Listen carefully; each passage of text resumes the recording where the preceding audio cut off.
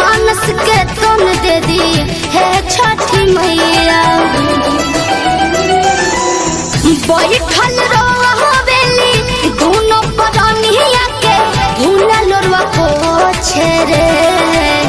कोई से ले जाई वो छठी घाट बहनिया दाबी के चोचे रे। ए मैया हो दाबी के चोचे रे।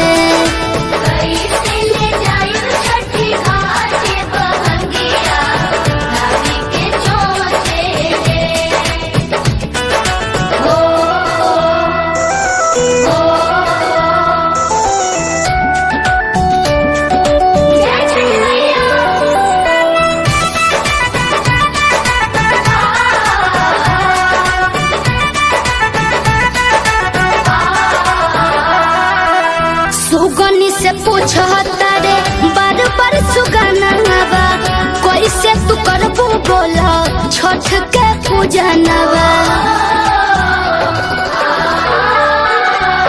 हो सुगनी से पूछो तारे बार बार सुगनावा कैसे तू करबू बोला माई के पूजनवा।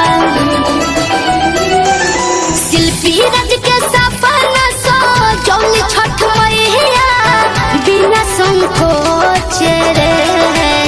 कोई से ले जाई वो छठी घाट बहनिया दाबी के चोचे रे।